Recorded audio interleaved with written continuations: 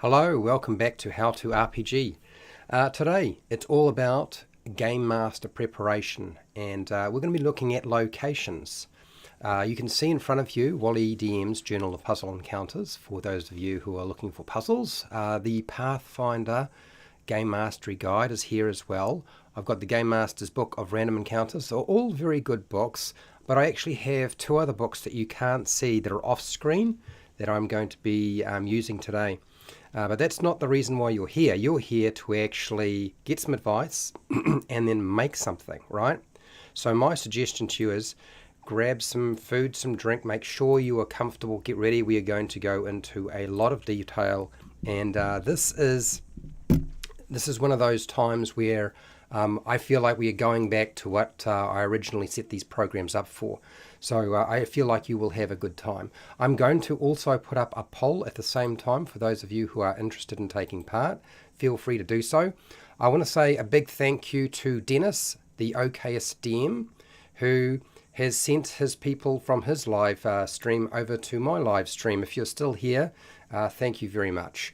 I was a bit busy, so I couldn't respond to you when you put your hi Fred in there. So get ready. We're going to go over pretty much everything I possibly can. I'll do my presentation and then we will make something. That's right, we'll make something.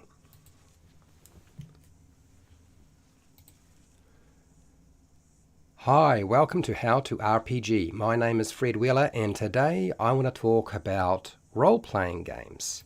This is the Game Master preparation. This is all about creating locations. This is intended to be lesson 4. Now when I say creating locations, what I mean is what do you need to create a location? So let me go over some of the basics that we'll be looking at for today. An overview, you might say. We're going to go into inspiration for creating your locations, how to create locations, the actual process, the location details and information, and usually what I do is I also cover a specific location layout. I'm going to do something slightly different today, and we're going to be looking at making up a table of 100, potentially 100 different locations that are for a particular type of location. I'll explain more as we go. I've been right into the let's make 100 options of stuff. I'm also going to do some miscellaneous recommendations for you, which I always normally do. My objectives to explain how to build adventure locations for your role-playing games. Doesn't matter what you're playing. Dungeons & Dragons, Pathfinder, GURPS, Star Wars, whatever it might be. I'm going to demonstrate how to build a location. Now what I said is I'm going to go into 100 different options that you can use with some descriptors as well. And we're going to go through a practice example for today. Now I need to say a big thank you because this live stream is actually sponsored by World Anvil, which is an online website. It allows you to store all of your assets, your adventures, your monsters, magic items, all of your classes, races, everything that you make for your game can be stored here rather than in a standard folder if that's not the sort of thing you want to do. So a big thank you to World Anvil for doing this because I do appreciate their patronage. Okay, let's look into the concept of inspiring you in some way. Well, first off, inspiration can come from many locations. I find some of the best locations are the ones that I know of from the real world. So real world architecture and landmarks. Find an image of a historic building, a structure, an area, use that as a starting point. Books and movies offer many landscapes and places that are quite exotic that you can include into your adventure or your campaign. Video games, they often have, particularly the ones that are revolving around RPGs or role-playing, the play experience usually presents a lot of dynamic environments that you can explore, so you can port a lot of those ideas from the video game over to your tabletop role-playing game. Pictures, paintings, landscape artwork done in oil, acrylic, watercolor, anything can actually inspire you in some way. Even music, surprisingly. Pre-made adventures or any kind of role-playing game usually has a published adventure of some kind. And in those published adventures there will be locations with maps. And you can basically steal, borrow, port them over into your own campaign and adventures. And then finally, Google search, Pinterest, ArtStation, and DeviantArt have many different images of locations and landscapes that you can utilize when you're creating your own locations for your game. And I recommend checking them out, but don't get too tied up. Sometimes it's not necessarily going to give you exactly what you want. Maybe it just gives you the idea. How do we create locations in our games? Again, we're going to go back to using real-world architecture, a plan, a floor plan, or a layout, a deck plan for a ship if you're going to need a ship. Floor plans for buildings and ruins are quite a common and useful tool too. And what you got to think about it is you're not going to use it exactly the way it is. You may adjust it in some way. I would also suggest checking out Sly Flourish's fantastic locations. His preparation method is very, very simple, and I'm going to give you the crux of it in basically one sentence. When it comes to creating a fantastic location, Mike Shea suggests make it old, make it large, give it unique features, make it functional, and give it an interesting name. Okay, don't just call it the Colosseum. Call it the Blood Colosseum. Give it an interesting name. Focus on making the location reusable as a set piece. It's really helpful for the future preparation process, and many locations actually tend to repeat themselves, so you can use the same thing you've prepared in the past in the future. Say villages, towns usually have the same layout. Many cities do. Castles, I've said this before, castles are a little bit odd in that they often had very different layouts, but there are some aspects to them that stay the same. Strongholds, tombs, pyramids, mazes. Now mazes will always be different, but the concept behind the maze and where you get those mazes from is actually very easy. You can just go and buy an activity book with full of mazes and use that, or just find them on the internet. Temples, shrines, mines, caves. Your monster lairs will often have a very similar layout. Your death trap dungeon, and when I say death trap dungeon, the concept being is the 5 dungeon layout, and then your treasure vault and your sailing ships. And those are the things that I would suggest you try to prepare first for your games. Now, the Game Master's Book of Random Encounters is all about locations. You can go through that. There's different chapters for it, and it will give you pretty much a whole lot of different maps and some information on that location that you can use. The Pathfinder's role-playing game Game Mastery Guide, if you look on page 178 to 181, you'll have a whole bunch of different ideas there for you as well. And then Wally DM's Journal of Puzzle Encounters. This has got a table of 100 different room descriptions in the back of it, which is very useful. But a lot of his puzzles are location based, so they can be included into a location to give them a bit more complexity and something to interact with. That's that exploration part that you wanted. The Dungeon Master's Guide for Dungeons & Dragons 5e has some useful information on page 292 through to 295. But if you also look in the back of the Dungeon Master Guide, you will find an enormous number of different tables that allow you to build different dungeon and indoor locations. And you can actually dress it up as well. Ensure your location is interactive for the characters, because it's the tool for one of the 3 pillars of play: exploration, discovery, investigation. They all mean essentially the same thing, but if you don't make it interactive, then why have you put it there other than to have a green screen background? Draw a picture with digital tools, or you could use paper and pencil. Change what you need to, change what you want to for your adventure, okay? And then label that map, all the locations on it. Now, that gets your basic aspect of your location done, and I've pointed you in the direction of a few tools that you can use. But unfortunately, we're still not finished. There's a couple of things we need to cover still. And unfortunately for you, I've condensed it down so you don't have to sit here forever. Location details and information. So some questions to be answered. Who created the location? And I'm going to refer you to Dungeon Master's Guide on page, this is the D&D 5e one, on page 100 for some ideas on who created the area. But you'll find that almost every Game Master book or Dungeon Master guide for any version of the game usually has something like this in there.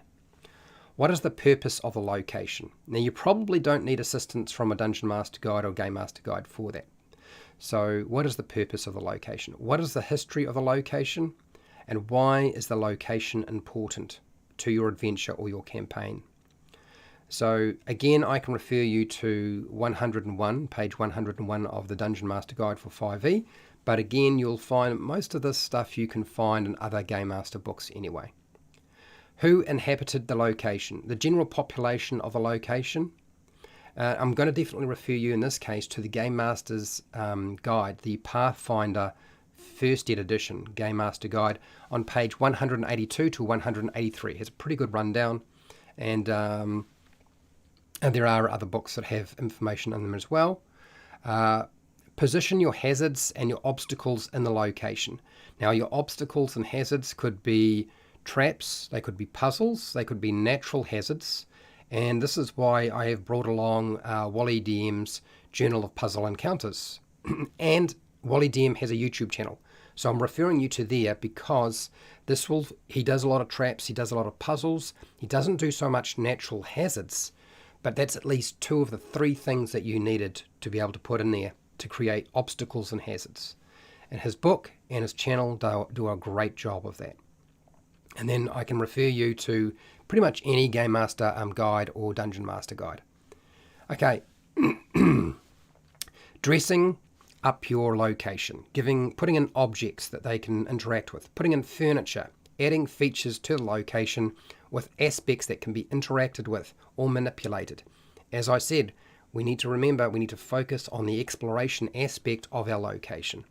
So I'm going to refer you to the Game Mastery Guide, Pathfinder First Ed Edition, page 181. Okay, 181. You'll find most of what you need there, and the Dungeon Master Guide for 5e is 298 to 301. Okay, so that gives you most of the various tools that you need to build your location and fill it out so it's got what it needs. Now, like every location, you're probably wondering, Fred, you didn't say anything about monsters or NPCs. And yes, that would be the next step. You would then fill it out with those sorts of things. You would certainly put those sorts of things in there. I haven't mentioned them because really this is about locations. And so you build the location. Once you have the location, then you populate it. That would be the most obvious thing. Okay, I just haven't mentioned it in this case. Right, so some miscellaneous recommendations for you when you're creating your own locations. First off, you don't have to be good at drawing a location map because you're not selling it. You're doing it for yourself. You may be the only one who ever sees it. It's for your gaming group. It's for your players. So you don't need to worry about how good it looks. It's not necessary to use or learn any kind of map drawing software because there are alternative methods. They've been around for a long time. You pick up a piece of paper. You can use graph paper. You can use blank paper. It doesn't have to have lines on it. It doesn't have to have squares. And you draw a map. It's as simple as that. So many different maps have been made for fantasy locations that you can steal and borrow from existing maps out there. So even if you don't want to draw it, you don't want to try and do it by hand or with software, and you just want to just use somebody else's stuff, that's fine. You can do that because they're out there. They're in books. They're on the internet. Port over and steal and borrow whatever you can find. My miscellaneous recommendations to you. Now, I'm hoping that this was useful, and if it was, fantastic. I want to say a big thank you for watching the live stream. I do appreciate it. I want to thank all of my patrons, and I also want to thank World Anvil for sponsoring this video. It's a big deal for me. This is probably one of the only times that I've really kind of done this sort of thing. And I'm hoping this was useful for you, and if it did, thank you. Keep making your stuff, and hey, till next time, keep rolling those 20s.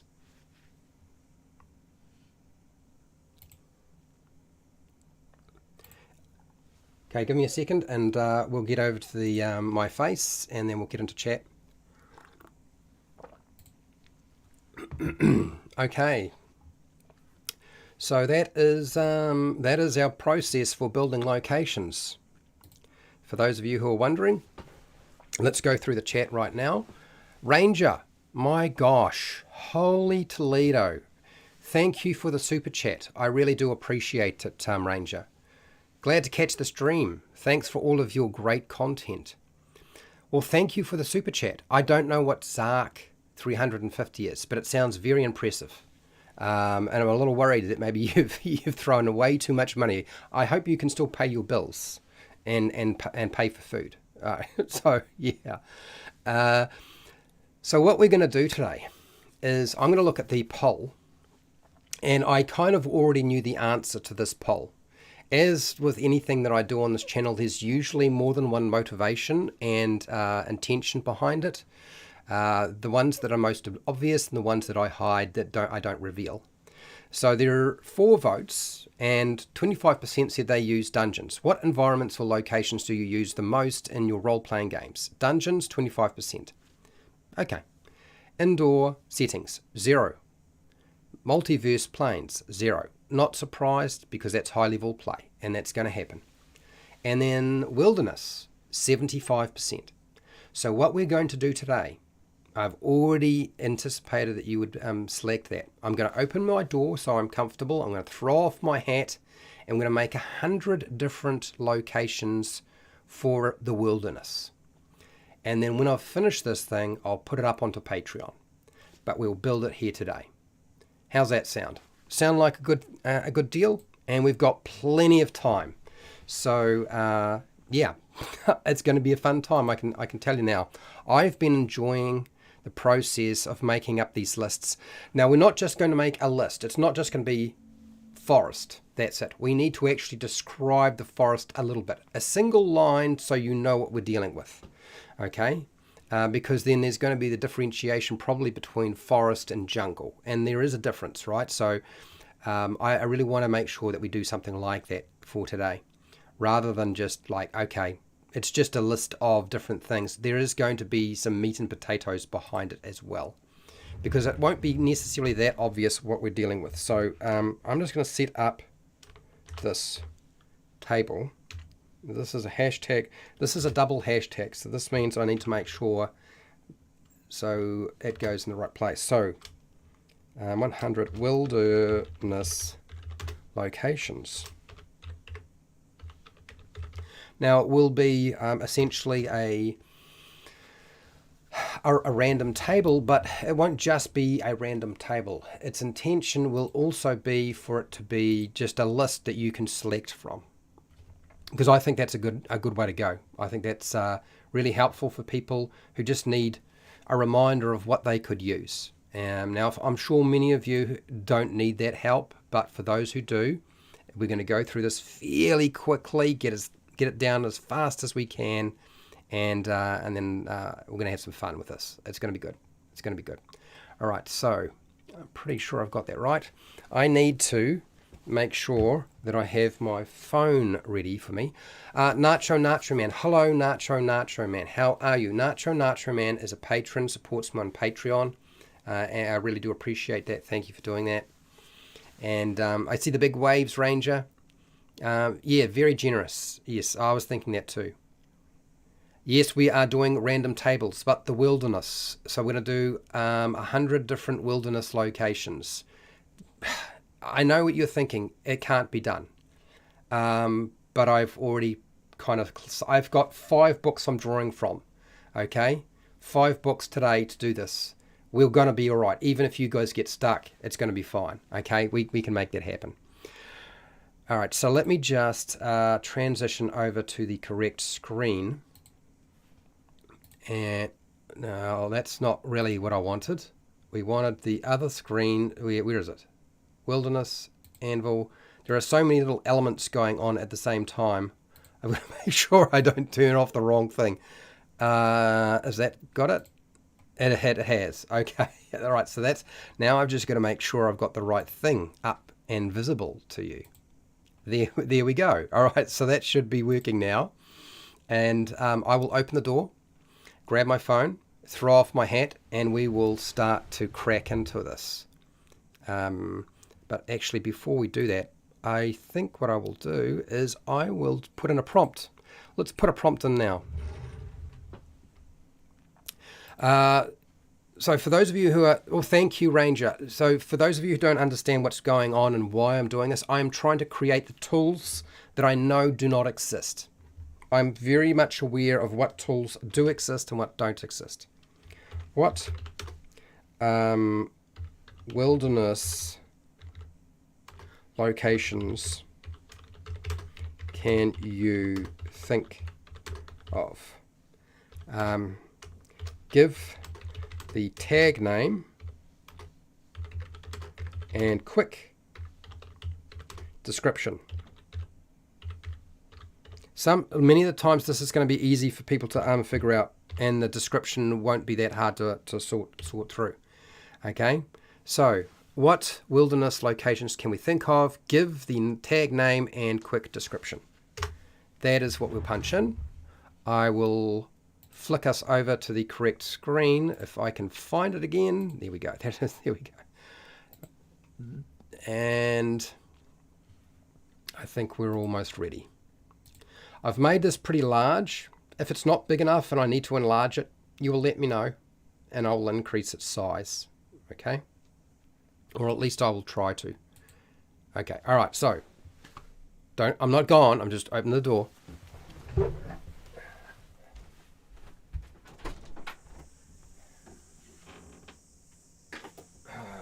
All right. You can hear the cicadas going completely bananas. So, as I said, this is a work day.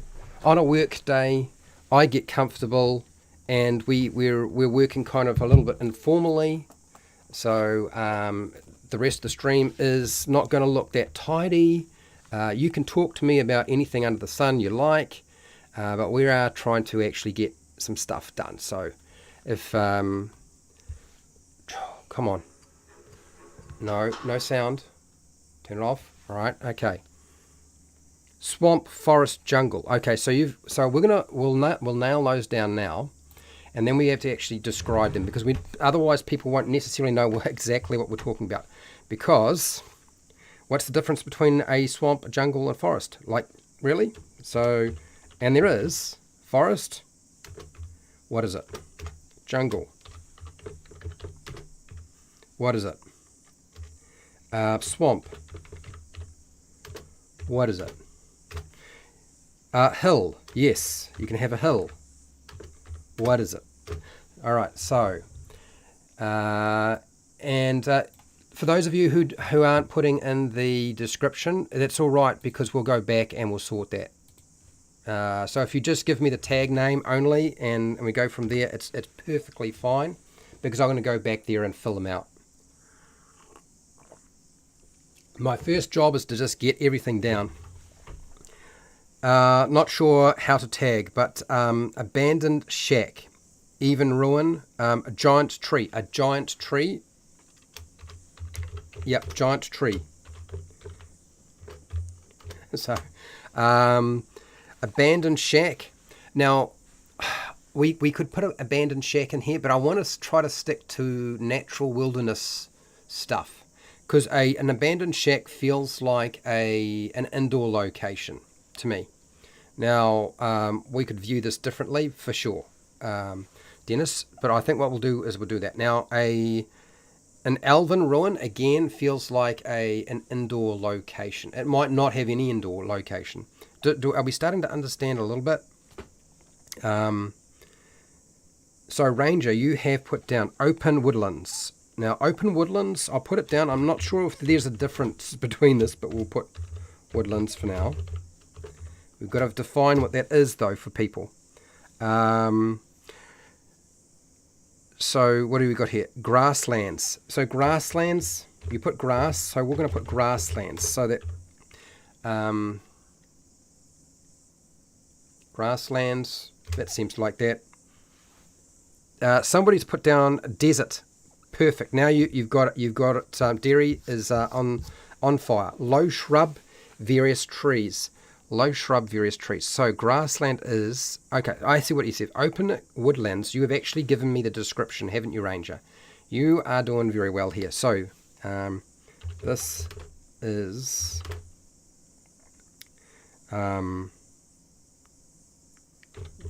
grass fields with low shrubs and various trees. Okay, so I don't know if you can tell, but if you can see what Ranger has, he's hashtagged it so I know what it is, and he's followed the format that I said. Give it a tag name and then a description of what it is. And so this is what it looks like. That is open woodlands. Now, if you imagine 100 different options and it was spelt out like this, you don't have to look at the name and think, what the heck is this? Because you've already got a sentence descriptor. We're only looking for a very simple sentence descriptor. So, good job. Very, very nice. So, dairy, what have you got here? And hello, Derry, how are you? Dennis, by the way, thank you for sending your people from your live stream over here. So, shrub and cactus, a tollway that traverses hundreds of miles, peppered with forts and mining towns. Okay, so that's not quite what I was looking for, but a cactus desert.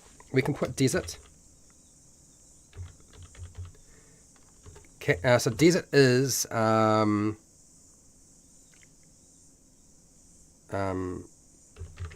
small shrubs,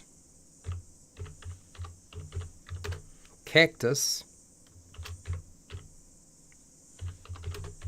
plants, and what else would it be? It would be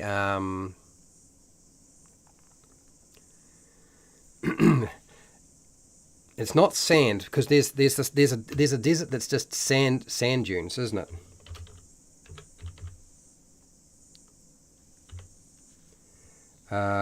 Extreme, I don't know, what do you call it? What's the difference between a sand dune desert and the desert that he's talking about?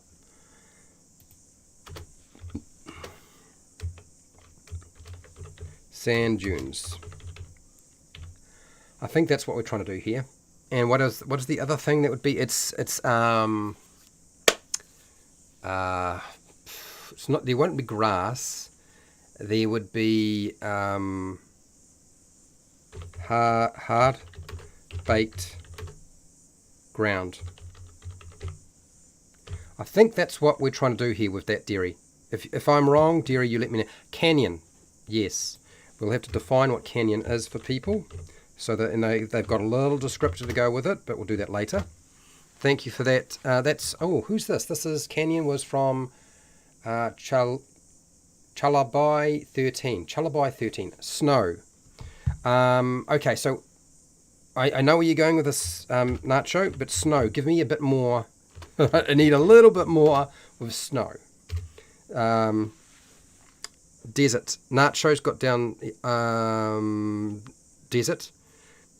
I think we've got the extreme desert. I don't know what else to call it. Extreme desert, sand dunes, desert. Is there a different name for those? I don't know. There might be. Kathleen, what do you got here? Good morning. Again from sunny, humid Sydney. Yeah, well, it's very warm and humid here today too. I imagine your humidity may be very similar, although I've heard that Australia is a bit more dry heat than sort of New Zealand. But I would imagine the temperature's much higher than what I've got here. No, the hat's got to go. Oh, yeah.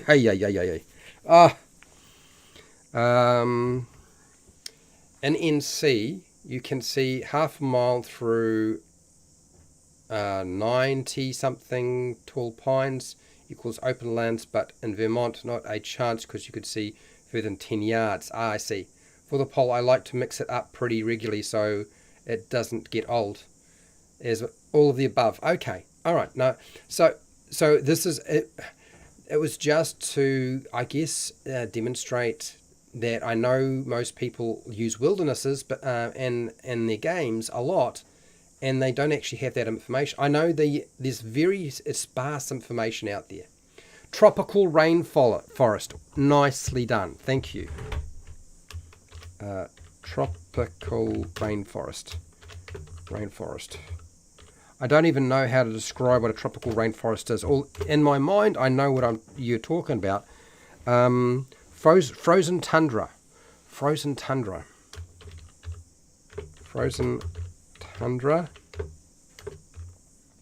I'm not sure how to describe. Frozen tundra is. Yeah, we'll come back to that. I think that's the snowy. What Nacho Man was talking about. I think frozen tundra probably represents that more. Savannah. Oh, what? I don't know. I don't understand that. Yeah, you've got a question mark beside it. I don't understand what it is. What is this? What are you typing in here for me to look at? Savannah. City in Georgia. Savannah. Coastal Georgia city is separated from South Carolina by a Savannah River. Well, there is a thing we want to put in there. We want rivers and streams. I'm sure we'll get there.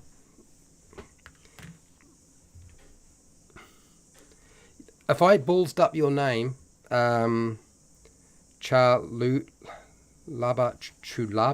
Labi 13, Chulabi 13. Aye, mate. I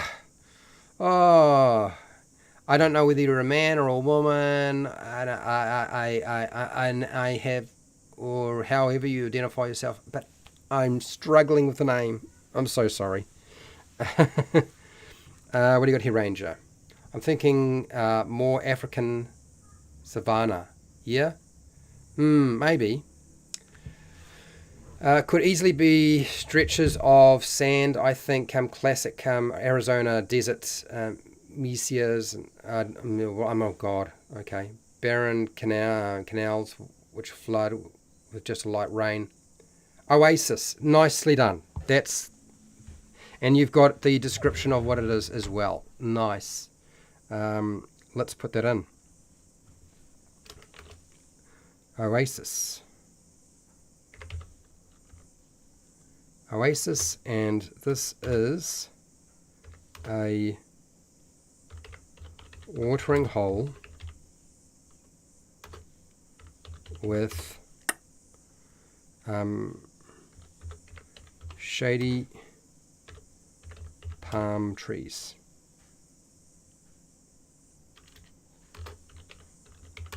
In the middle of the desert.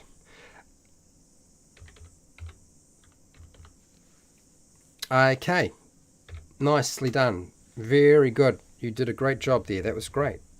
Random desert encounter. A horse with no name. No, it's not happening, Nacho. I'm not doing that. This is not random encounters. It's just the location stuff. We're not putting Eastwood in there. It's not happening. A horse with no name. Sorry for the one-word replies. I'm multitasking at work. That's all right. You can do one-word stuff, and I'll come back to them. Okay. I need to do this more often. Is the grassy plains flat grasslands? Okay. So nobody's going to understand that descriptor, but grasslands we can do. So grasslands. So we could describe it as flat grasslands or plains with very few trees or none. That's really what we're talking about, just grasslands. Yep, got it. Sweet. Cave tunnel system, underground nests or camps of or cities. Okay, so cities kind of falls under location. outside of the. I don't want to talk. I don't want to put villages, towns, and cities in here. I just want to put the natural forming wilderness, because it's wilderness, like 100 wilderness locations. Sorry, I'm having a lot of burping going on. So 100 wilderness locations, but cave, yes, cave. Well, I'll get back to that. Let's just keep doing this. All right, so now that you guys have done a pretty good job of getting us started, frozen lake. Well, before we have a frozen lake, we need to have a lake. So let's put lake down, and then we'll put frozen lake. Okay, and my mistake. Cave systems. Cave systems then. Yeah. Okay, cave systems. We can put in cave systems. And not your mistake. Don't worry about it. I'm just trying to keep us on focused on the actual goal, which is 100 wilderness locations. So we're not going to count towns, villages, and cities as wilderness. Massive waterfall. A waterfall. Nicely done. Waterfall. Waterfall. Doesn't have to be massive. Just going to say a waterfall. A naturally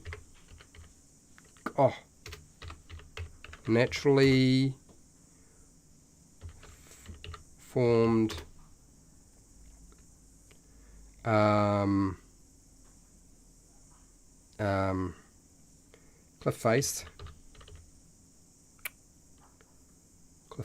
cliff face with water running from a source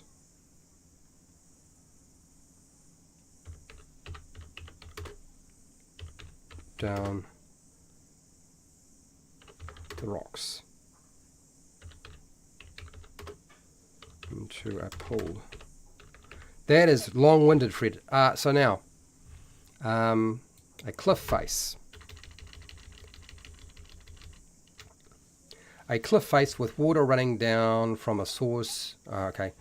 Hang on. Cliff face with water running from a source down the rocks into a pool. That's it. That's all I needed. Okay. Oh, geez. Talk about long-winded. Cove, inlet, estuary. Estuary.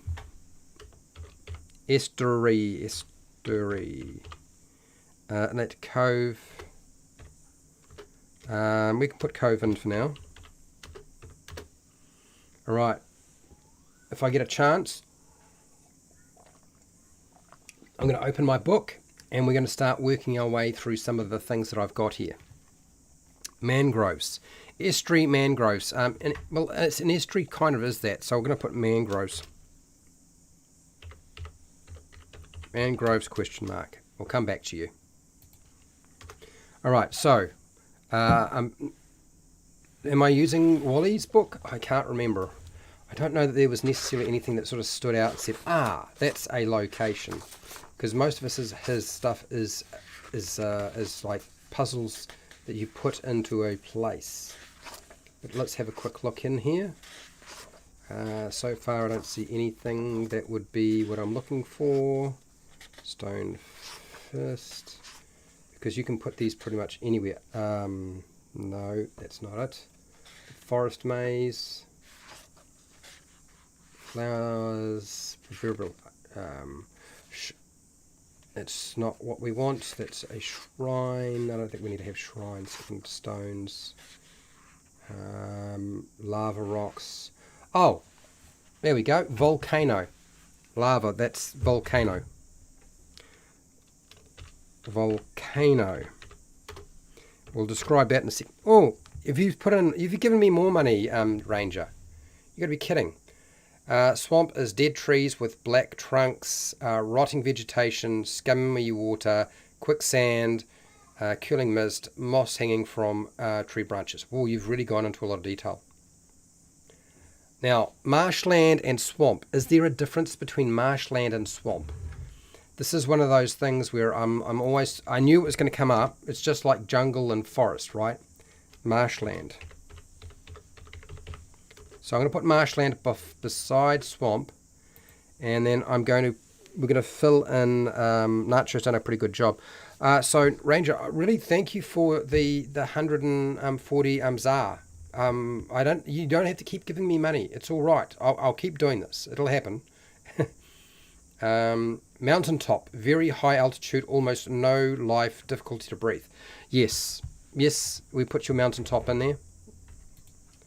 Volcano, we'll come back to you. Mountaintop.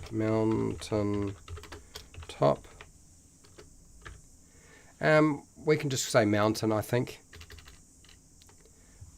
Okay. And a high altitude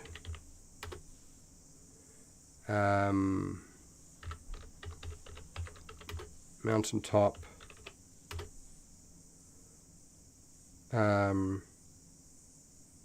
with little life and difficult to breathe. It's not all mountaintops are difficult to breathe, but difficulty to breathe.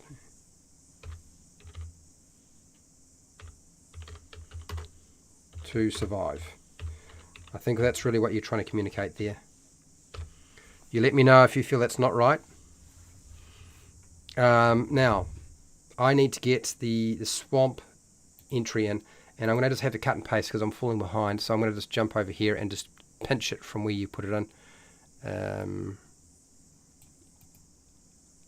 Go here, and then drop it into there. Sorry for the strange transition.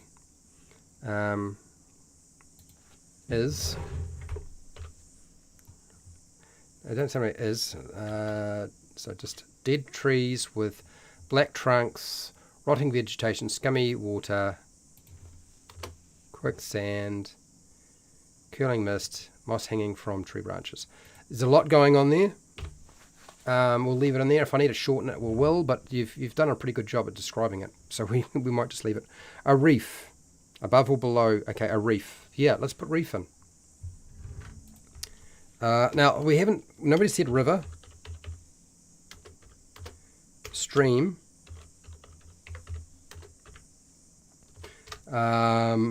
ocean,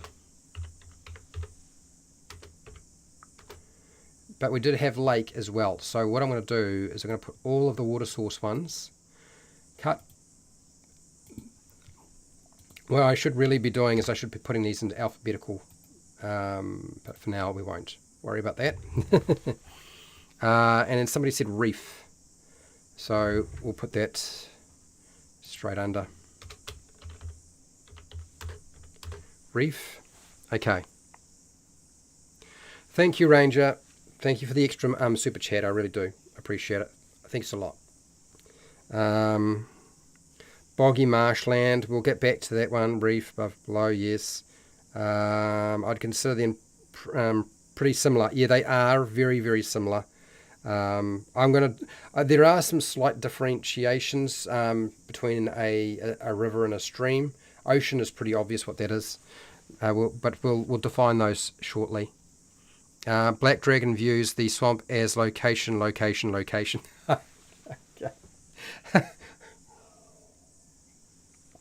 Very good, very good. Yes. Hashtag Mesa, large rock formation with a flat top. Oh, okay. I don't recognize that. Define Mesa. Define Mesa. What is this? An isolated flat-topped hill with steep sides as found in arid or semi-arid areas of the US. Oh, I see.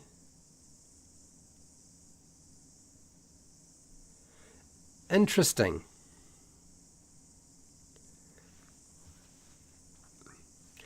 Okay. Yeah, let's do Mesa.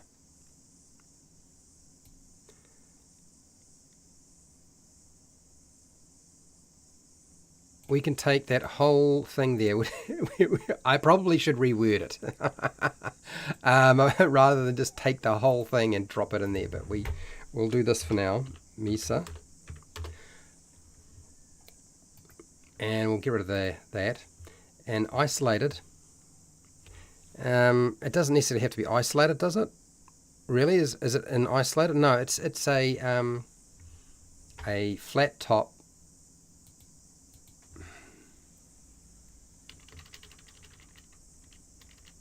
A flat top rock formation. I like that better. Topped rock formation.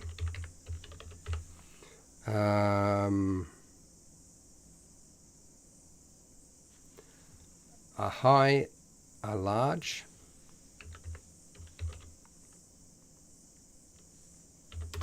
high altitude. No, I put it in the wrong place.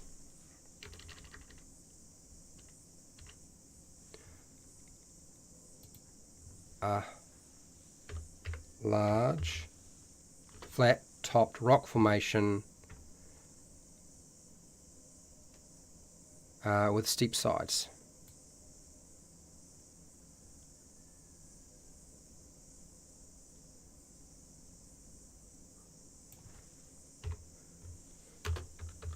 With steep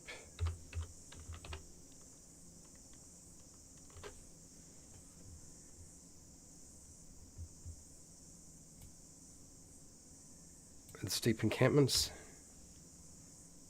I think that's right. Encampments stands distinct and stands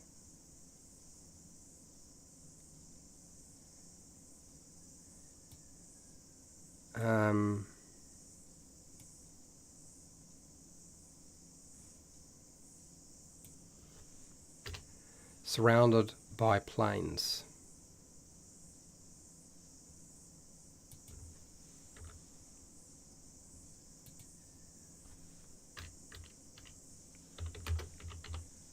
I think that's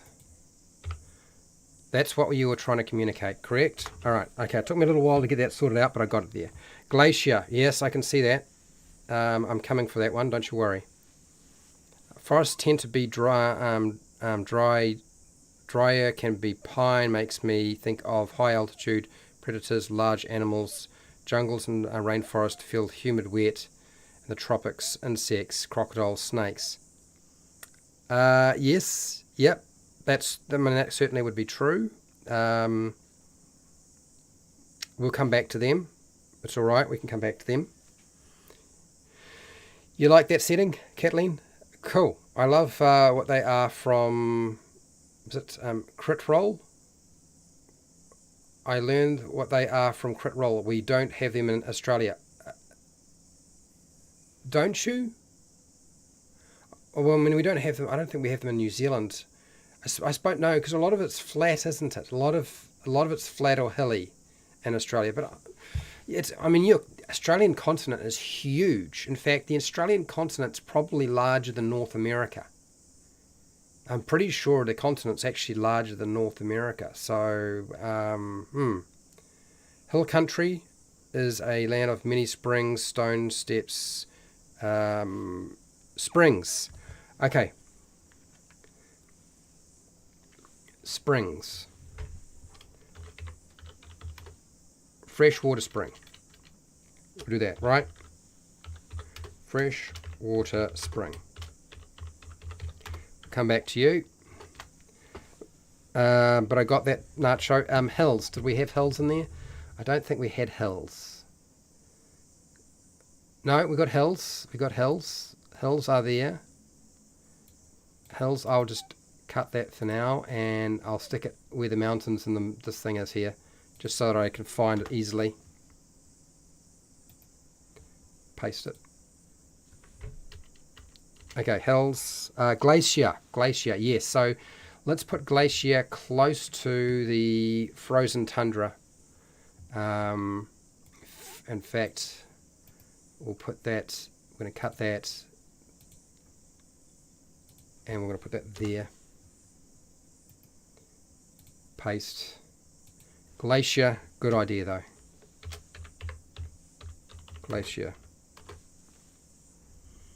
Could include crevices. It's like glacier, it's cool. Glaciers are cool. Well, not if you have to deal with them. Glaciers are not cool at all if you have to deal with them in real life. But they are cold. Glacier. For water, underwater caverns, hydrothermal vents. Hydrothermal vents, yes. Underwater plateau.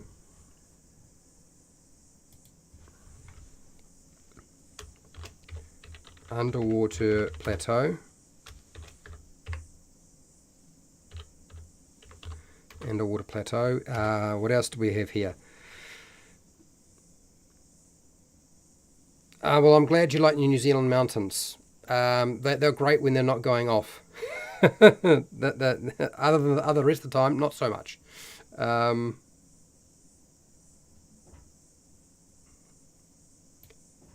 What I will do is I take underwater plateau, I'll cut that, I'll stick it with near the reef in the ocean.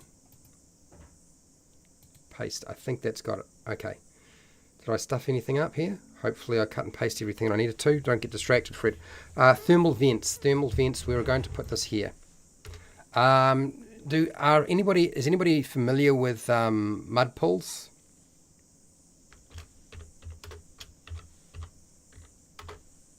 Pools. I won't call them hot. I'll just call them mud pools.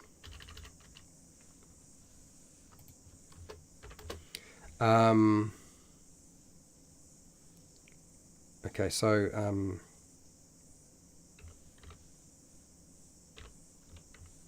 superheated pools of mud from thermal activity. Okay, that one, that would be Rotorua for us in New Zealand. Plenty of them down there. Okay, superheated mud pools of mud that stink. They do. They stink like you would from the sulfur is really bad. Stink from thermal activity. I've got to add that in. Thermal vents. You said thermal vents, so let's do a thermal vent.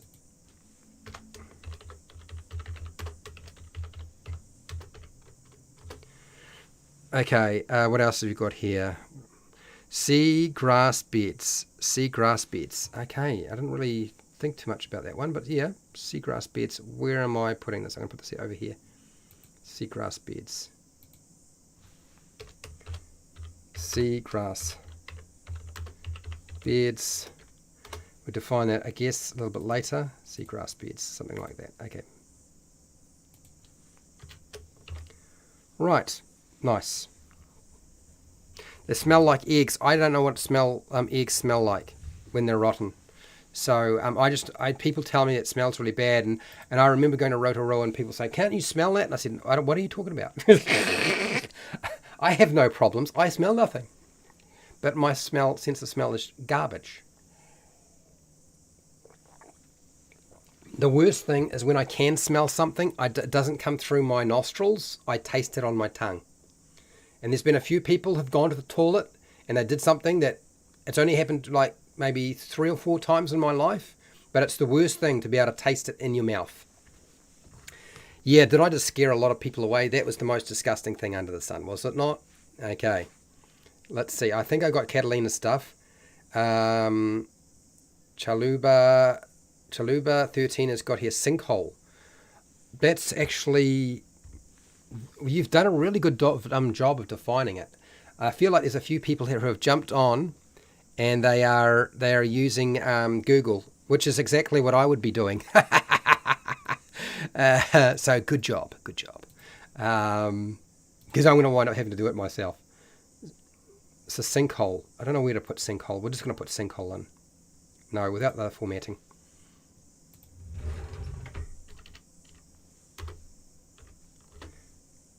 So oxygen-deprived soil that crumbles, leaving a large pit. Brilliant. Brilliant description. So if somebody says, what's a sinkhole? Well, now you know exactly what it is.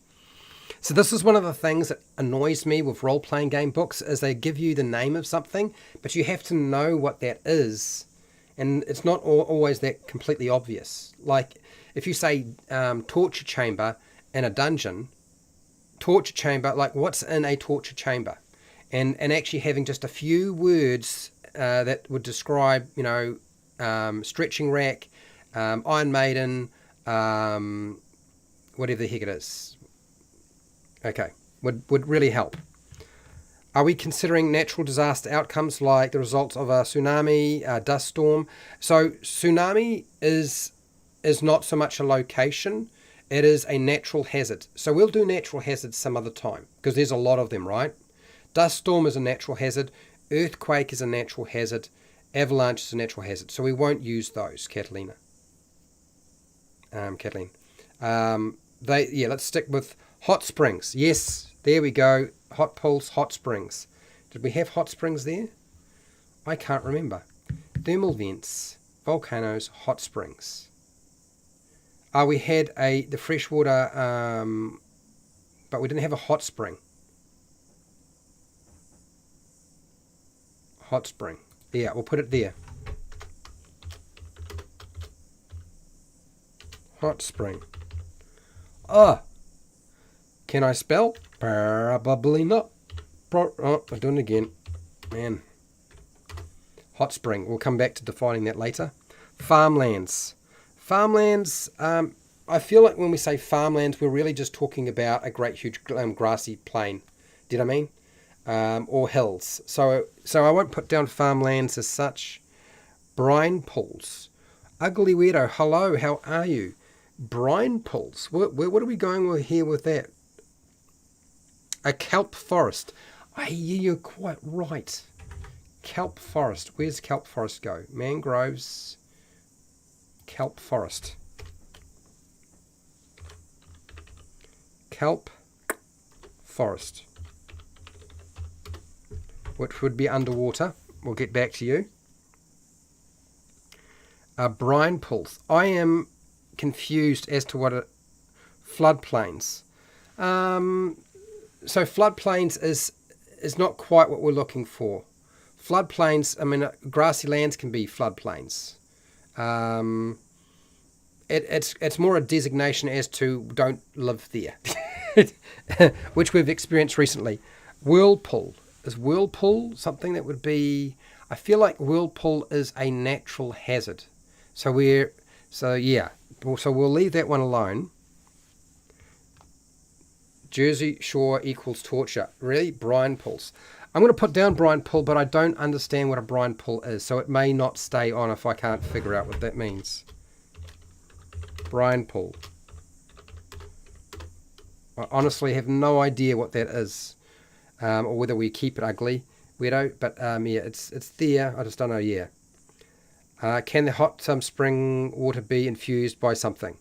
Edward or Edgewood. Edgewood. Well, it could be, but I just want to go fairly generic with the wilderness locations.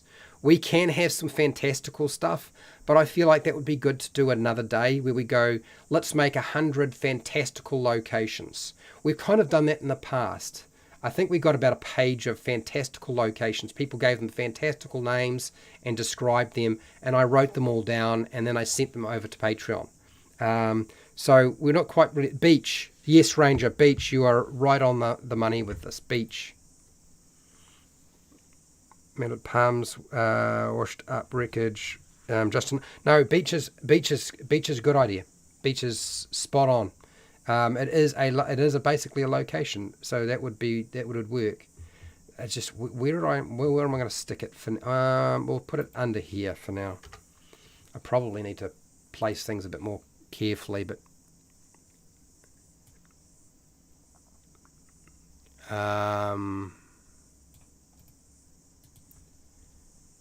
let's do this. And without formatting, go beach. So what is a beach? A beach is, I don't know what this word is that you've put here. I don't recognize it. So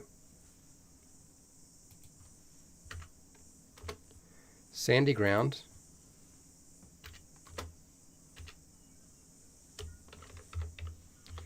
Sandy ground. Sand dunes. I'm in here in New Zealand. A lot of our beaches have sand dunes. Dunes. It's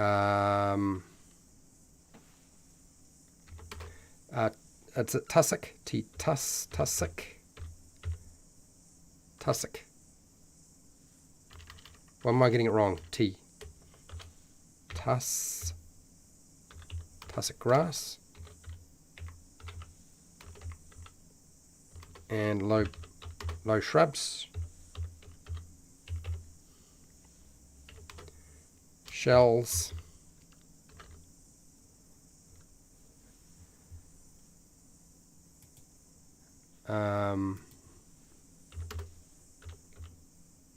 Trees.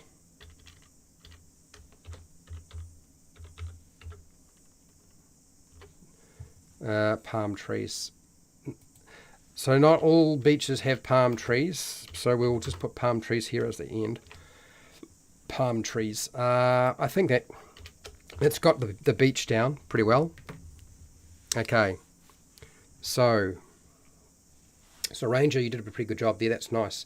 I meant the outcome of them, like what a landslide would look like afterwards, but I think it would be too hard to define. No problem. Yeah, I think we'll leave that for a different thing.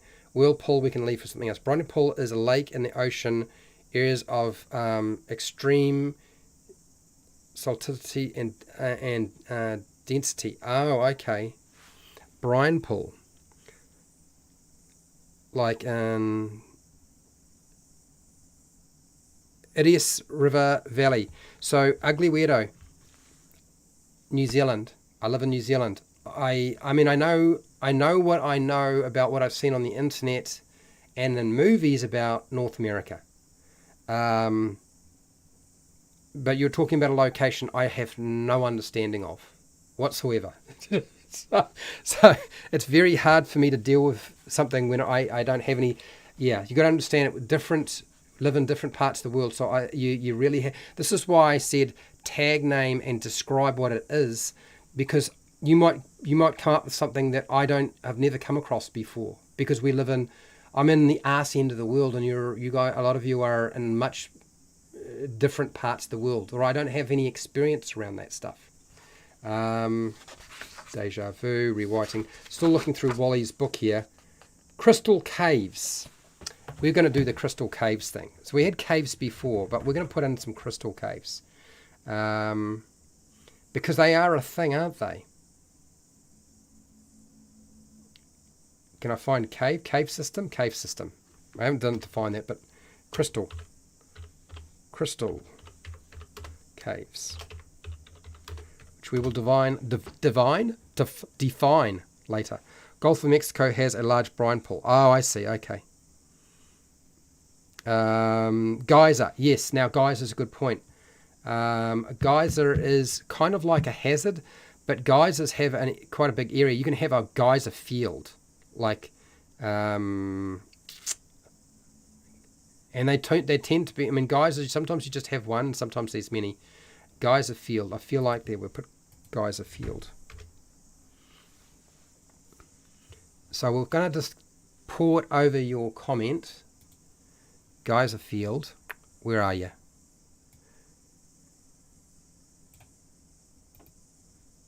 All right, so geyser field without that.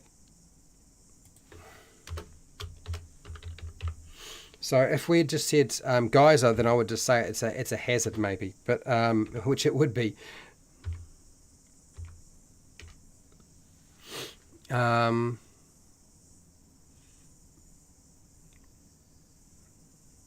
Okay. So I'm going to put a question mark here. I'm not sure if that's the best definition of it. But yeah, we'll leave that as a question mark and I can sort that out later. The Darling River is in Australia in a floodplain I get you. It's in Australia. Oh, okay. All right, yeah. So I actually own land in the Northern Territory of Australia. My father used to own that property before he died, but I've never actually been there. I've never been to Australia. I have no understanding of. I mean, he's tried to explain a lot of it while he was alive, and where he lived and what it was like. But I don't actually have real experience understanding the reality of a lot of that stuff. So yes, I've only ever been to New Zealand. That's it. I haven't even been to the South Island of New Zealand. Spent most of my life just trying to pay off my mortgage. I'm getting closer though. Might actually mean that I get an opportunity to do something with my life outside of working. Would be nice.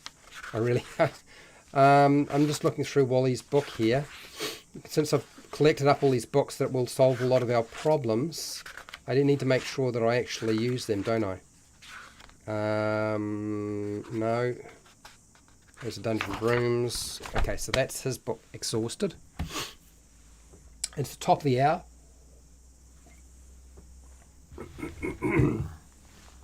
So what I'm going to do is I'm going to go take a short break, come back and continue. But before I do that, to make life easier for myself, I am going to just put in a new prompt so I know where I'm up to, so that while you guys are chucking in new stuff, we can... Where are we? Here we go. I'm going to put in my prompt again. So this is sort of where I know where I've finished up at present. For those of you who have just jumped in and are wondering what the heck is going, crater. Good idea. Crater is a good idea. Absolutely. I'll add in crater now before I disappear. Volcano, crater, mud pools. No, crater's not a volcano. A crater is something else, isn't it? Gosh.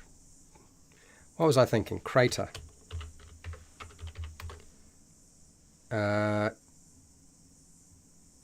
Bugger me senseless. Crater. Okay. I'll come back to crater in a second. And yeah, so give me 5 minutes just to take a quick break, and then I will return and we will continue. So feel free to keep punching stuff into the chat, because I will keep it. I'll catch up with it. We've still got 4 books here that I can draw from, so we haven't done everything. There's quite a lot of stuff I've discovered, but it's all scattered in like 5 different books, which is like crazy. Okay, 5 minutes and I'm back.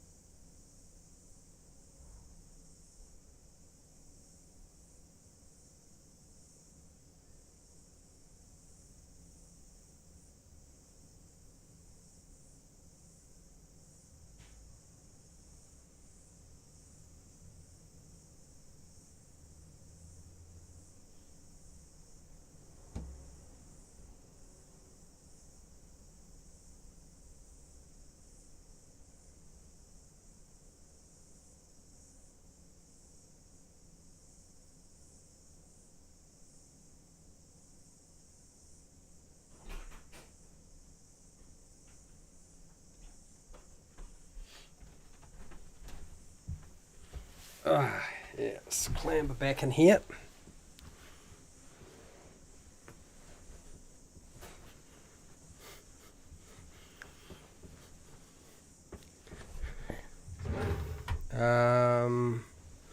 What have you put down here, Derry? I can see you've written something. You've defined it for me. Yep, I see what you're saying. Alright, so I need to put in some water and I need to put in a lozenge.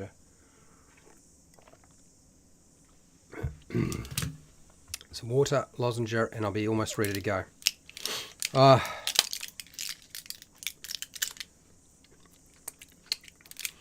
I know what you're thinking, people. We haven't even got 50. How can we possibly get 100? Don't worry, it'll happen.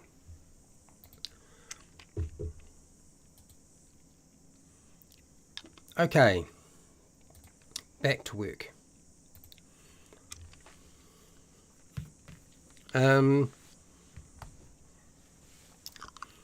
Quicksand. Quicksand is like a hazard, but I'm just trying to think. We've kind of put quicksand as part of marsh or a swamp. Tundra. Okay, you guys are really pulling out all the stops now, aren't you? A giant electric discharge. Okay, so let's plonk that in.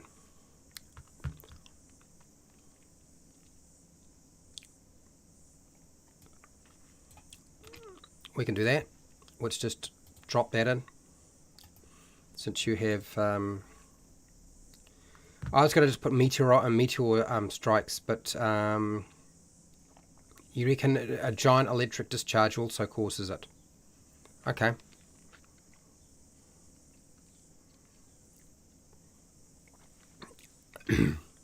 Volcano.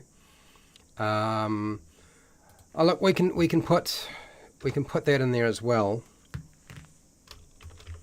How dear.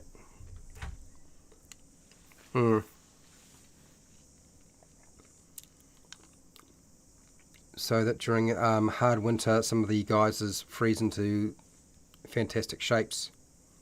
Land of geysers. So we're not doing that. We're just going to stick. We're not going to do anything fantastical. This is just the basic tools for people that I want to get. Does that make sense? Tundra. Ranger, you've put down here tundra. Let's pull that, your tundra idea, and your definition, and we'll put that in.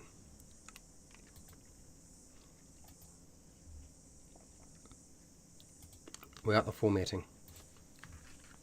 Let's see, tundra. I was going to type in tundra and do a sort of a search, because there are different types, are there not? A type of bioware where tree growth is hindered by frigid temperatures and short growth seasons.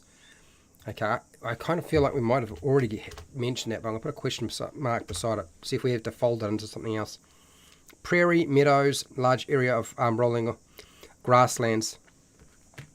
So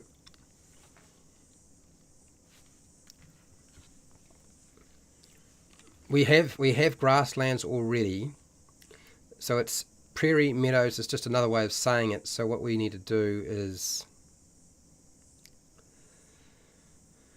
what do we need to do? Okay, we need to just go down and find grasslands. Here we go. Prairie meadows.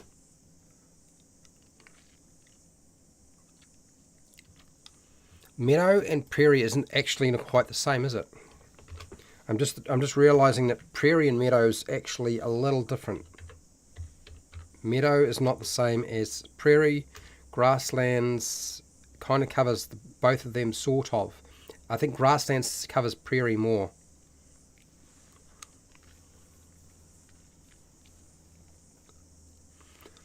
Ugly widow. Well, we'll see. I'm going to put prairie for now.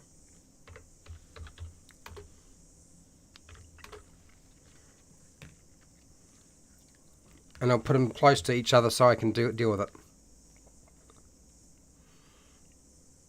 Sinkhole, we've got it. What? Did you see the 900-foot deep giant sinkhole in China that has its own forest at the bottom with trees older than on top of different species? No, I did not.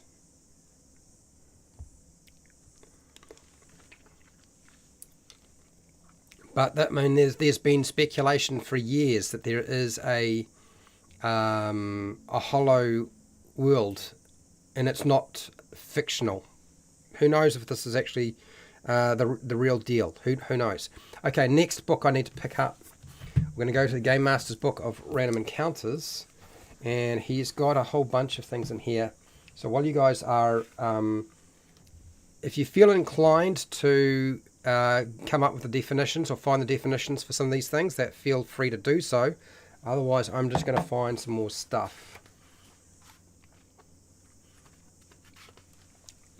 Somebody said cove, and I didn't remember exactly what I was going to do with that. So he's got cove here as well. And a map. Okay. What else? Oakville Harbour.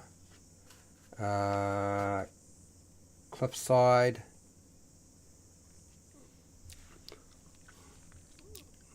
Do I want to put cliff face or cliffside on? It's kind of just part of the mountain. I'm going to leave it for now. Holland built bow sea level, call it something else. I'm not sure what you mean.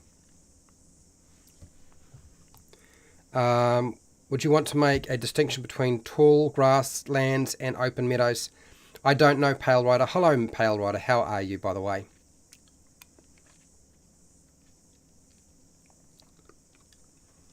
Holland built bow sea land, call it something else. I'm not sure. Yeah, well, we don't need to have 100 different ways to say forest or grasslands. Okay, so no.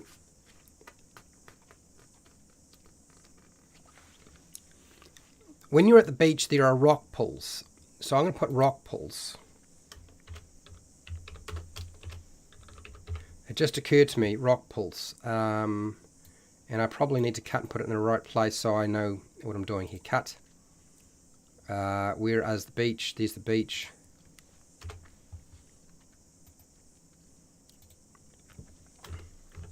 Rock pools. Put that there. The Dead Sea. Sray. Well, I'm not sure. Below. Delicious. Something. Cove. No. None of that's going to be working.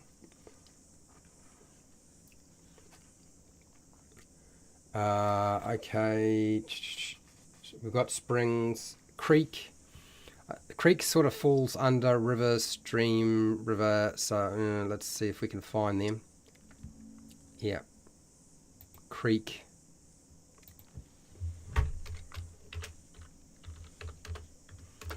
I feel like it's just another word for the same thing. I've got that. Okay, that's that book out of the way. Moving on to the next one. I'm now picking up the 5e Dungeon Master Guide. I found one small section in here. A very, very small section, I would like to point out. We've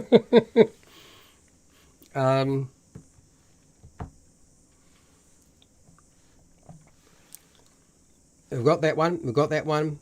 Don't need that one. Don't need that one. We've got that already. No, got that. Got that. An island. We need to add an island.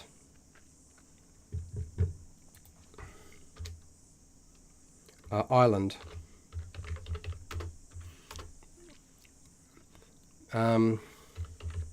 Small blub. Something, I'll go into that later. Okay. No. None of those. Yes, I've already got that. No. Okay, that was it. That was a useless book. If you wanted wilderness, you're not going to get out of that one. Next. Let's have a look. Oh, I'm opening up the Dungeons & Dragons 4e Dungeon Master Guide. This is book number 4 that I have collected, trying to find the various things that I need. Wilderness. What have we here? I think somebody had already said canyon. Canyon? Yes. They had canyon, basin, dune, Sand dunes. We already got sand dunes already. Delta, crevice, whatever. Crater, got that. Cliff. I mean, we could put in cliff, but I feel like it's just part of the mountain. Esker, fissure. Fissure. I guess we'll put fissure in. Glacier, we've got. Gorge. Grove. It's a grove of trees. I like, yeah, sure, whatever. Hill, we've got, I'm pretty sure we've got hill. We put down hill, easy peasies. Lake, meadow, got that. Mesa, oh, somebody's already got mound. Come on. Oasis, we've got that. Overlook, plateau. We've got a plateau of sorts already.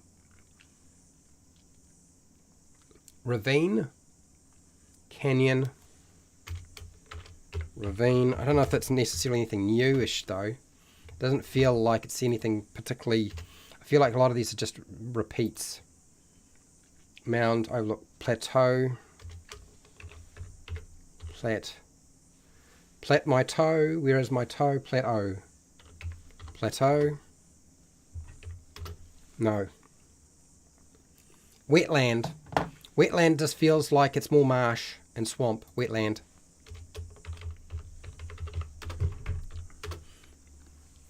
Stream, got it. Sinkhole, got it. Ravine, got it. I think... Oh, we've got island here. I put island down a second ago. Fissure. Do I want to put fissure in there? I'll put fissure, ravine. Fissure. Okay. That's all that book does. That's finished. Cool. One book left. One book left. Coral reef. I think we had reef in here. But is there a difference between a reef and a coral reef? I'll put coral reef here. And then we'll see what we come up with here. Oh, a city built below sea level. That is what I was referring to. Yeah, oh, I see. Yeah, but we're not going to use cities, Ranger. We won't use cities. We'll consider that not wilderness locations. Echo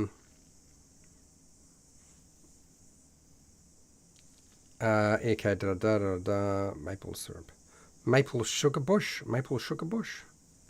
delicious forest. Oh dear.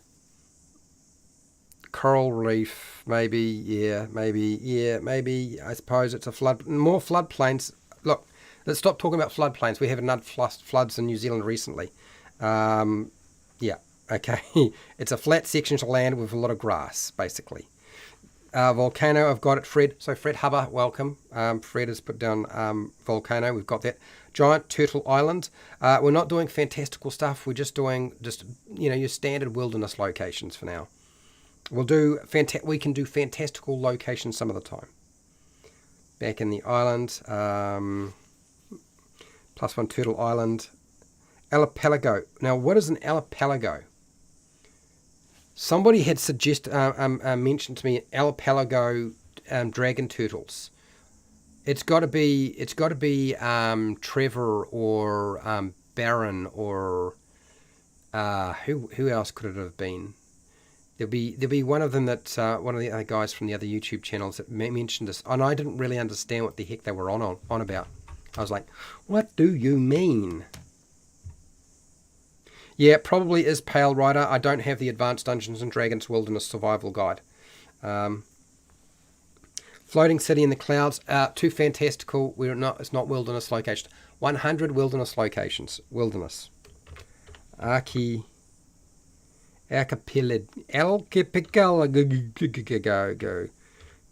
I could never spell this thing. I would struggle. Archipelago. Okay. City Floating in the Clouds. So, I'm opening up the last book I have. This is the Pathfinder's Game Mastery Guide for 1st Ed Edition. We have just over half an hour. And, what do you know? There's about 50 different ideas here. Sweet! Do we have all of them already? Wetlands, soggy? No, we've got wetlands already, I'm pretty sure. I wrote down wetlands. Volcano, got that. Valley. Do we really need to say valley? I suppose we can say valley. hills, valley, cove, valley. Valley. What is the valley made up of? It's a low depression and a hollow between hills. A low, a long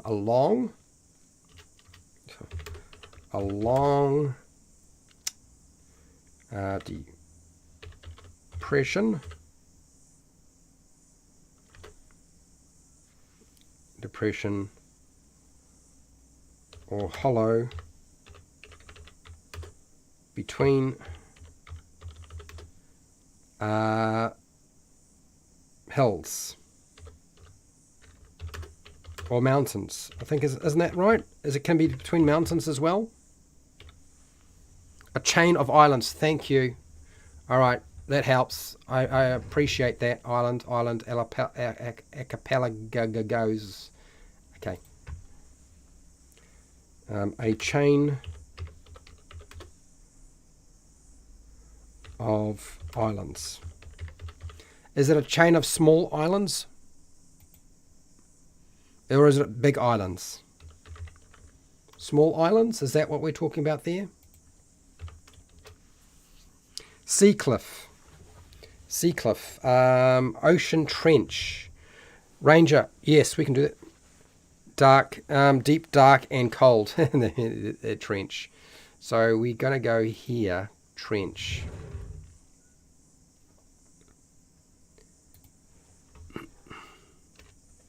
Ocean trench.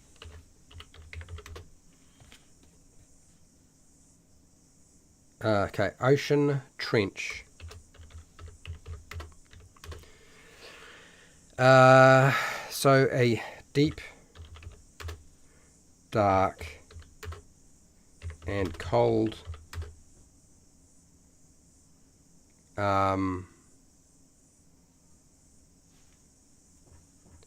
underwater valley. That's really what it is, correct? I'm assuming valley is between ridges. Valley is between, well, yes, yeah, I kind of, that I understood. You got me there. Sea cliff. Sea cliff. Sea cliff. Sea cliff. Sea cliff. Is there, do we actually define things as sea cliff? Is that how much we go into it? Sea cliff. Is there, yeah, okay. Land covered in fog, afternoon, night, morning. I am a little lost by that.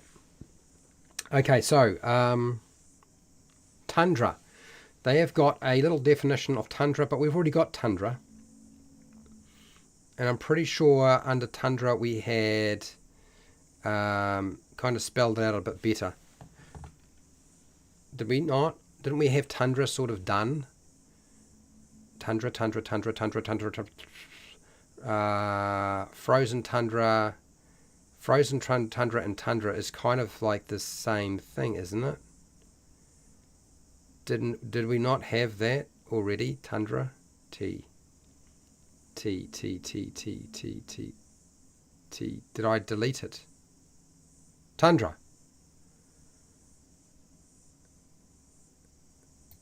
Tundra. There it is. Let's just go cut. I'm pretty sure frozen tundra is the same thing, isn't it? Would it not be? You get frozen tundra is Arctic or Antarctic area. So tundra is essentially just that. So we've got it already. Paste. Type of bioware. Tree growth is hindered by frigid temperatures and short growth seasons.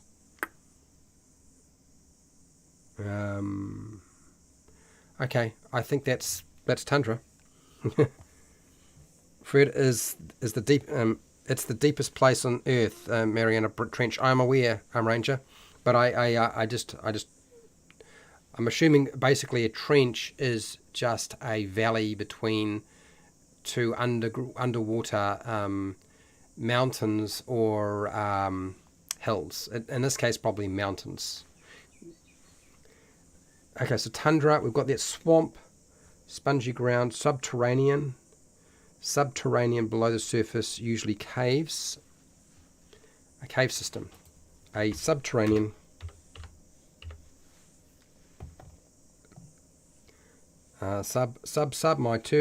terrain. Oh, no, the change in size of letters is too hard for me sometimes. Terranean.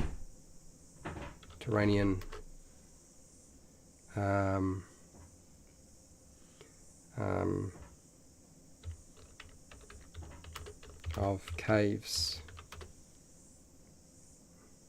and caverns. We got it. That's fine. Stream. So we got stream is actually now defined now. Small water course. We've already got that. A small water, not quarter. Water course. A small water course. Got it. Yes. Now, right. Elephant graveyard. Too fantastical. I don't. Is it? Oh, it's an elephant graveyard is a wilderness thing. I think you're actually on. It is not fantastical, and they do exist, don't they? And they are quite large. So I put it in. Elephant graveyard. If you want to define that for us, you can do that by all means. Elephant graveyard. Because a lot of animals don't have graveyards, but elephants do this, don't they? It's one of those weird things that elephants get up to. What's a scree? Broken rock fragments at a mountain space. Oh, scree. I've never heard of that before.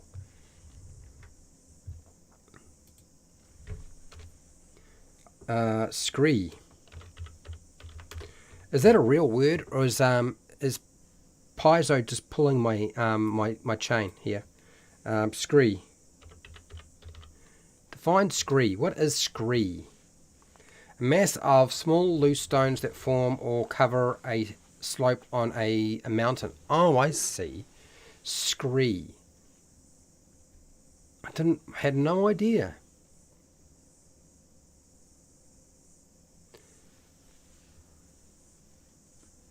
Okay, scree it is. Let's scree it. A broken rock formation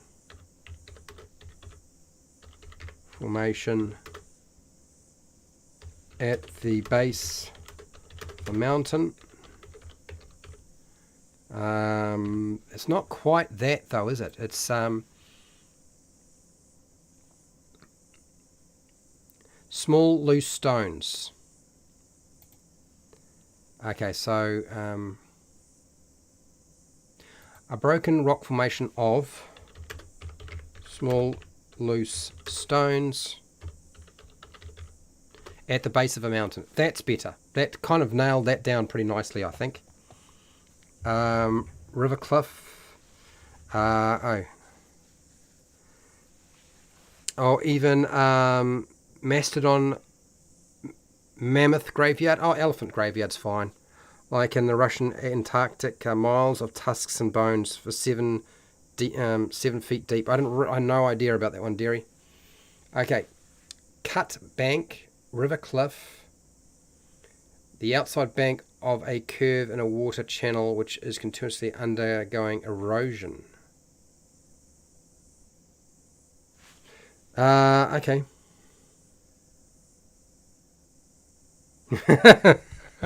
I got it, dearie. All right, I see what you're going with that. So what we will do is I am cut bank.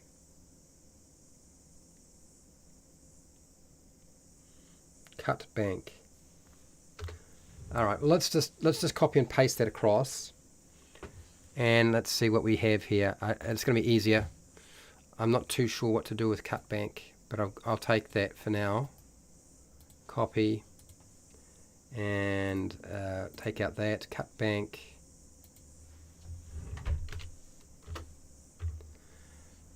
The outside bank of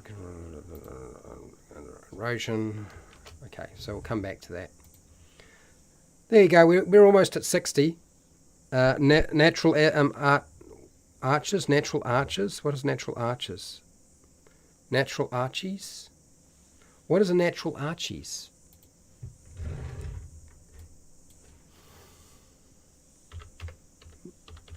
Natural arches. What is that? Oh, natural arch. A natural arch, natural bridge, or rock arch is a natural land formation where an arch is formed from an ongoing with an opening underneath. Okay, so I understand now. Okay, natural arches. Let's do this. We might have to just condense this a little bit.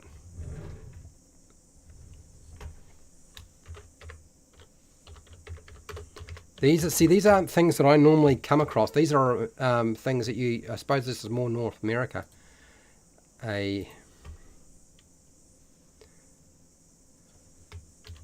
natural arch, natural bridge, or rock a natural rock arch. We're not going to say it that many times.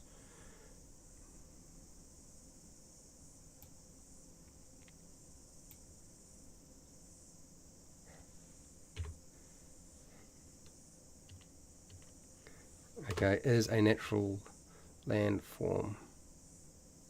No. What is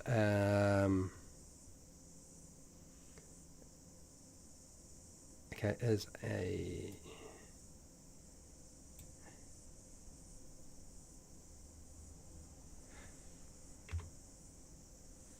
natural arch or natural bridge. Do we need to go into? It's pretty obvious. I don't think we need to say much more than that, do we? Do we really? I think we got that worked out now. All right, we're putting that in. It's done. +1 natural arches like Monument Valley. Of course, I don't know anything about that. Or the Petrified Forest in Arizona, or the Petrified Desert. So what is a petrified forest? Because, I mean, I've heard of them, but I don't actually know that much about them. Petrified forest and painted desert. I don't understand painted desert. You're going to have to help me with that one. You need to give me some description. Give me some idea of what it is. Just saying it is probably not going to help me. Petrified forest. I like the idea of putting petrified forest in. I just don't know what it is.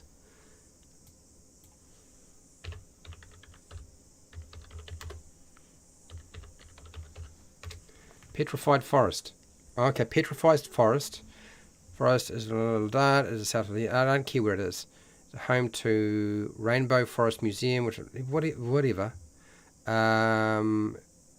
What is it? What is a petrified forest? That's as simple as that.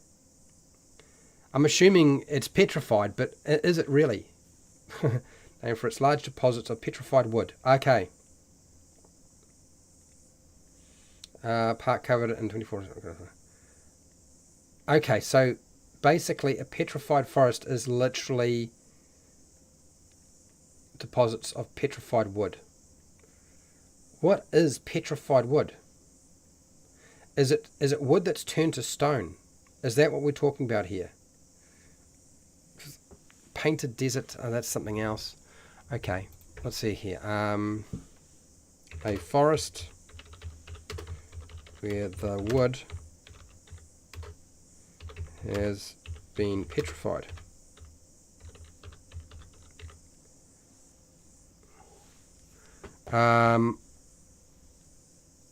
Petrified or fossilized. Thank you, Fred.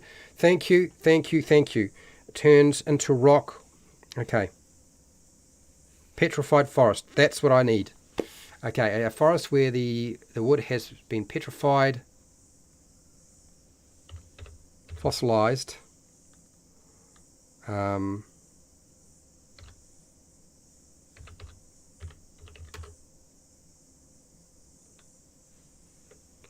turned to stone, or to stone. That's helpful. Got it.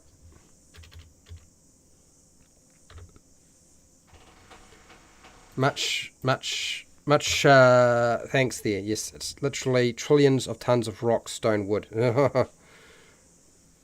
Okay, so yeah, I haven't been in. So painted desert. I don't understand what a painted desert is. Painted. What is that? Waterfall. I've got waterfall. Massive amount of water falling, tumbling, da da da. We've got waterfall down. It's all good, Ranger. It's done. It's in. You got that nailed. Okay, so what I need to do is figure out what this painted forest is that you're on about. Painted desert. Painted desert. What's a painted desert?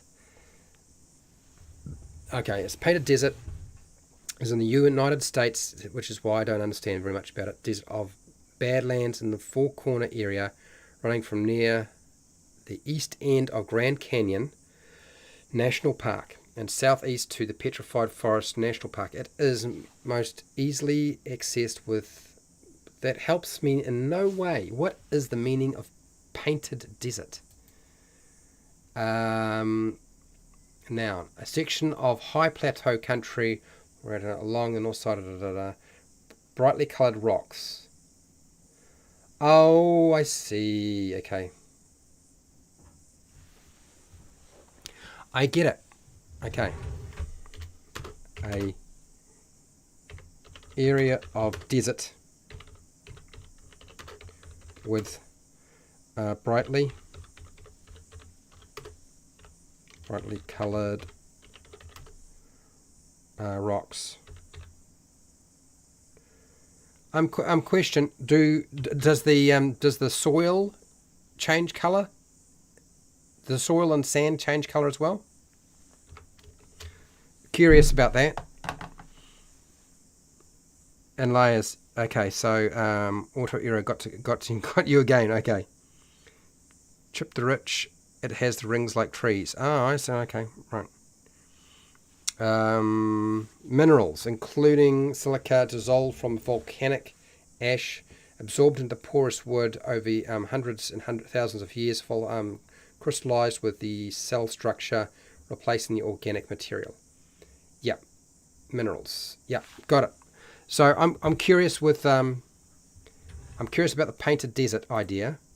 And its reality. Is it just coloured rock, or is it coloured dirt and sand?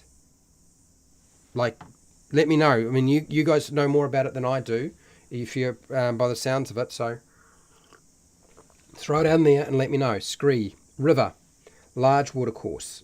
Okay. Back to some of these things that I was dealing with before. A large watercourse. Not a very good definition, but they got down there. Plateau, elevated tract of relatively flat land. Okay, so that's plateau. Where did I stick plateau? Plateau. And elevated. Elevated area of relatively flat land. Yep. Natural lakes. I've got lakes. Natural painted desert doesn't go from light to tan. Okay. Natural painted desert goes from light tan to bright red. What I want to know is the sand and the dirt in a painted desert also coloured, not just the rock?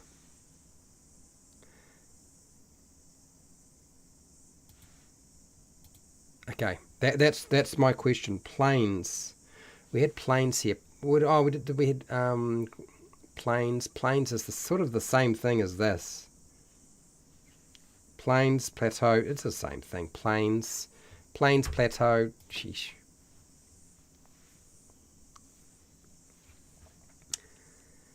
prairie, plains, plains, plains. What do you got here?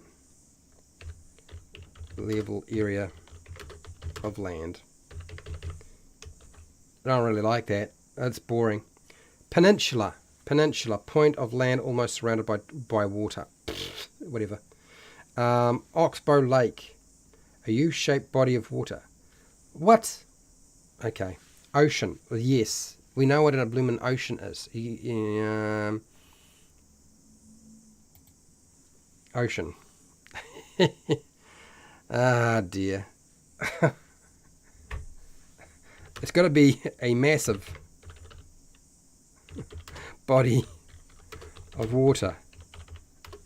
Like, a massive body of water full of salt. That's usually got salt in it, right? Sedimentary. Okay, so here we go.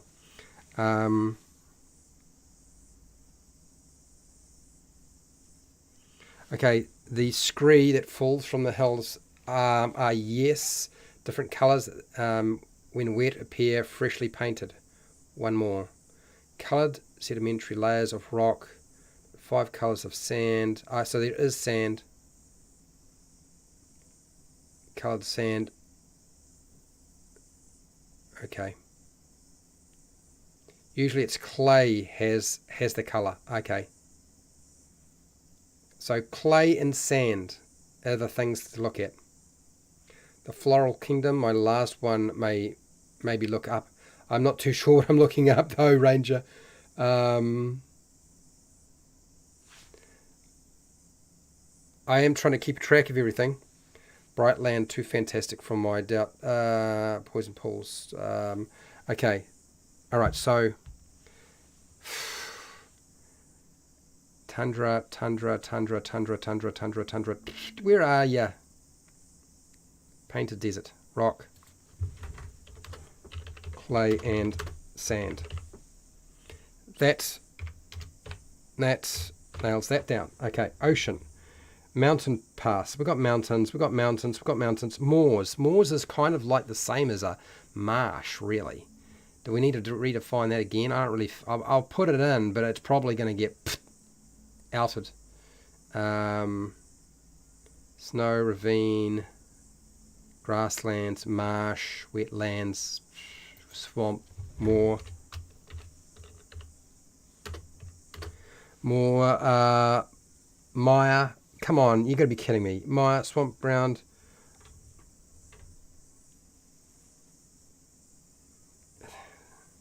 It's swamp. We're not doing that. No, we've got that already. Meadow, we've got meadow. Limestone, upland, well, whatever, forget that. Knoll, small natural, it's a hill. Jungle, we've got jungle already.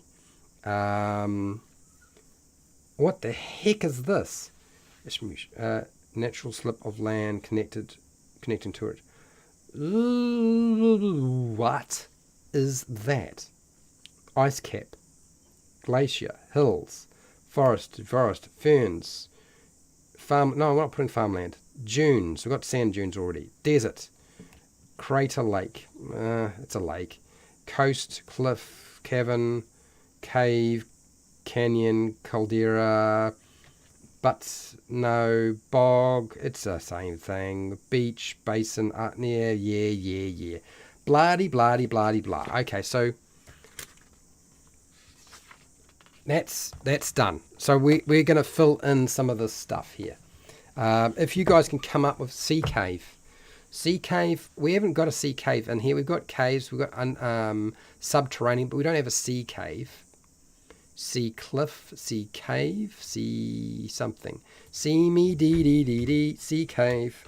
Sea cave. I've got cove down already. It's there. I know I wrote it down somewhere. It's in there. Peat, no bogs or swamps. Mountains of natural formation, solid gem, yep. What is this? No. Okay, so now that I've got 65 different things, some of which are kind of repeating themselves. If you guys come up with something in the chat, I will mark it down. Remember, we're going with 100 wilderness locations. Right now, I can't think of too much more that we can add to this. We've got a lot of stuff. I just need to define stuff, because it's all very well putting in a word, and a word is not enough. It has to be more. So we'll start backwards. What is an elephant graveyard? Elephant graveyard. The elephant graveyard? Oh, I should be going. Oh, jeez. That's right, I've got to close the house up too. Elephant graveyard. I'll do the elephant graveyard and we'll have to come back to this some other time. Elephant graveyard. An elephant's graveyard is a place where, according to legend, older elephants instinctively direct themselves when they reach a certain age. Okay. There's no support of the existence of an elephant graveyard. Really? There is no actual evidence that they exist. Are they really? Are they real? There are piles of them in mounds littered across the land. 25,000 elephants were killed last year. 25,000. Okay, all right, yeah. There are elephant graveyards across. So are these actually graveyards created by the elephant or by poachers? I mean, I feel like the graveyard might be a poacher thing. Gates to an alternative plane. No, we're going to go with wilderness stuff. We're going to stick with it. Sandbars, different from islet. Sandbar. Well,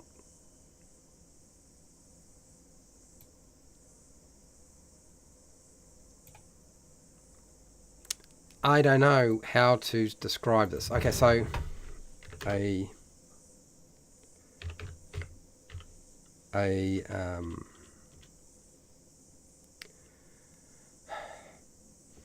well, dozens of whale bones in Sahara in real life. Now, I know that there are whale graveyards, whale bone graveyards. That's a real thing. Whale bone graveyard. We'll add that in. A stretch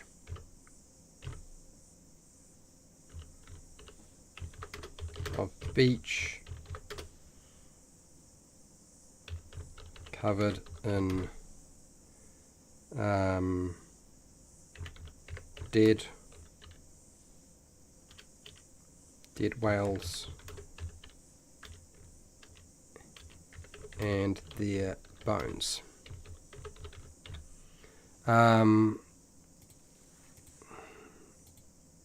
A scratch of beach, a stretch, get stretch in there. Okay, so a stretch, a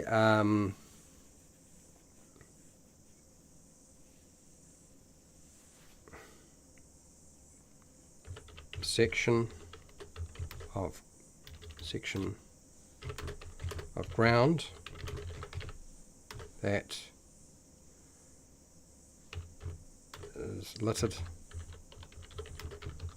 with dead